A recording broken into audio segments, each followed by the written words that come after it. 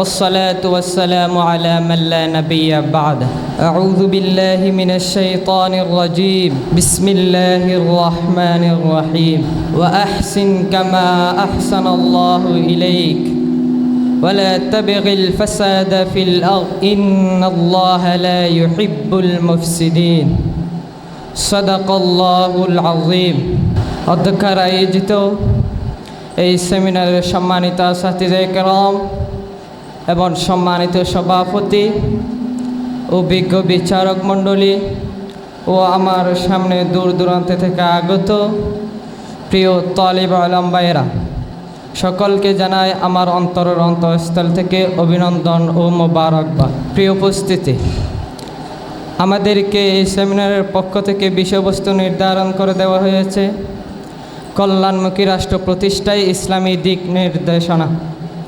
আল্লাহ তাআলা যদি তৌফিক দেন তাহলে এই বিষয়বস্তু সম্পর্কে আপনাদের সামনে কিছু কথা বলবো ইনশাআল্লাহ। প্রিয় উপস্থিতি, ইসলাম কল্যাণের ধর্ম।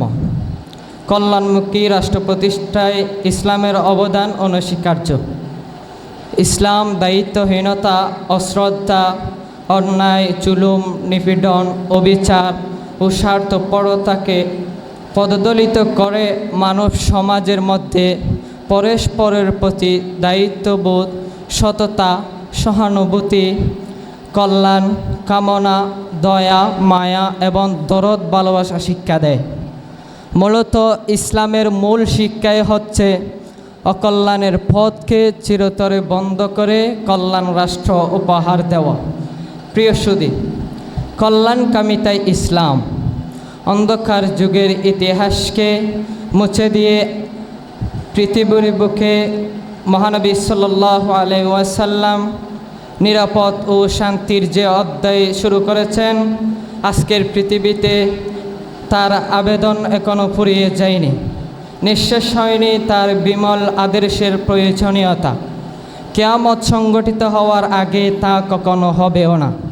সেজন্য ইসলাম স্বীকৃতি পেয়েছে একটি সর্বকালীন ও সর্বজনীন ধর্ম বা বিধান হিসাবে। ব্যক্তিগত জীবনে শান্তি অর্জন করা ইসলামের একমাত্র লক্ষ্য নয়, নিজের শান্তি অর্জনের পাশাপাশি জনগণের শান্তি অর্জন অভীষ্ট লক্ষ্য। প্রিয় উপস্থিতি, মহাগ্রন্থ বাণী আল কোরআন উদাত্ত আহ্বান জানিয়েছেন কল্যাণমুখী রাষ্ট্র প্রতিষ্ঠার ক্ষেত্রে। যেমন বলা হয়েছে, ইসলাম বিশ্ব মানবতার ধর্ম। ইসলাম তার অনুসারীদেরকে নির্দেশ দিয়েছেন কল্যাণময় পরিবেশে তোমরা অকল্যাণ সৃষ্টি করো না। আল্লাহ তাআলা বলেছেন, ওয়ালা তুফসিদু ফিল আরদি বাদা ইসলাহিহা, কল্যাণময় পরিবেশ সৃষ্টির পর সেখানে তোমরা অকল্যাণ সৃষ্টি করো না। অকল্যাণকারী সবার কাছেই ঘৃণিত। মহান রব্বুল আলামিন এদেরকে ঘৃণার চোখে দেখে এদের উপর লানত করেছেন। আল্লাহ তাআলা বলেছেন, ওয়াল্লাযীনা ইয়ানকুযুনা আহদাল্লাহি মিন বা'দি মিসাকি ওয়া ইয়াকতাউনা মা আমারাল্লাহু বিহি আন ইউসালা ওয়া ইফসিদুনা ফিল আরদ উলাইকা লাহুমুল লা'নাতু ওয়া লাহুম সুউদ দার।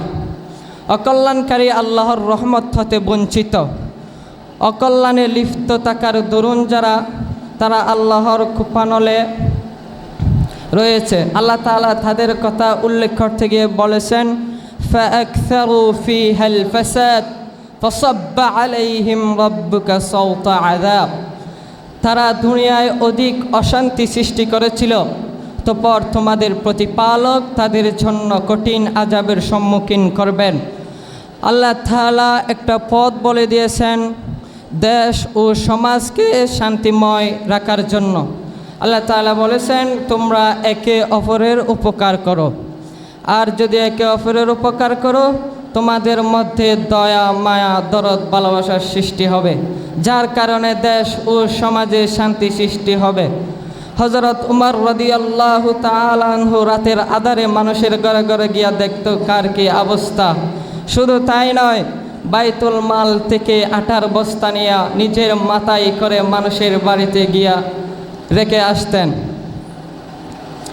সেই জমানায় তো এই জন্য দেশ ও সমাজে শান্তি স্থাপন হয়েছে। আল্লাহ তাআলা সেই কথাই বলেছেন, ওয়া আহসিন কামা আহসানাল্লাহু ইলাইক, তোমরা একে অপরের উপকার করো। ওয়ালা তাবগিল ফাসাদা ফিল আরদ, জমিনের মধ্যে কল্যাণ বিপর্যয় সৃষ্টি করো না। ইন্নাল্লাহা লা ইউহিব্বুল মুফসিদিন, নিশ্চয় আল্লাহ তাআলা জমিনের মধ্যে ফাসাদকারীদের পছন্দ করে না। প্রিয় উপস্থিতি, মহানবী, শেষ নবী, শ্রেষ্ঠ নবী এই পৃথিবীতে আগমন করেছেন রহমত রূপে।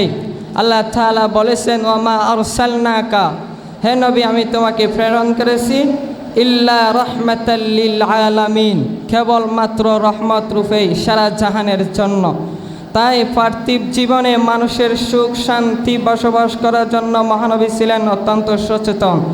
কিছু দুর্বৃত্ত দুরাচারের জন্য যাতে শান্তিপ্রিয় সকল মানুষ যাতে দুর্বিষহ হয়ে উঠতে না পারে, সেই জন্য তিনি ছিলেন অত্যন্ত সচেতন। প্রিয় সুধী, মহানবী সাল্লাল্লাহু আলাইহি ওয়াসাল্লাম এই ব্যাপারে বিভিন্ন পদক্ষেপ গ্রহণ করেন। মহানবী সাল্লাল্লাহু আলাইহি ওয়াসাল্লাম বলেছেন, জুলুমকারীর কোনো ইবাদত ফরজ নফল আল্লাহর দরবারে কবুল হয় না। অন্যত্র বলেছেন, কিয়ামতের দিন সর্বপ্রথম জুলুম সম্বন্ধে বিচার করা হবে। কাফেরদের অত্যাচারে তিনি মক্কা থেকে মদিনায় হিজরত করেন। সেখানে ইহুদিদের সাথে একটি শান্তি চুক্তিনামা করেছেন, যা ইতিহাসে মদিনার সনদ নামে খ্যাত। সেখানে একটি শর্ত বলা হয়েছে, তাকওয়া অবলম্বনকারীরা দুর্নীতি ফাসাদকারীদের বিরুদ্ধে রুখে দাঁড়াবে। মহানবী সাল্লাল্লাহু আলাইহি ওয়াসাল্লাম দয়ার সাগর হওয়া সত্ত্বেও অন্যের পথ রুখে দাঁড়ার বিরুদ্ধে অত্যন্ত কঠোর ছিলেন। সেই জন্য আমরা যেহেতু নবীর ওয়ারিস আল উলামা ওয়ারাসাতুল আম্বিয়া, আমাদের একটা কর্তব্য রয়েছে, দেশ ও জাতির বিরুদ্ধে কেউ যদি ষড়যন্ত্র করে আমরাও তাদের বিরুদ্ধে রুখে দাঁড়াবো ইনশাআল্লাহ। আমি এই বলে আমার বক্তব্য এখানে শেষ করলাম। আসসালামু আলাইকুম ওয়া রাহমাতুল্লাহ।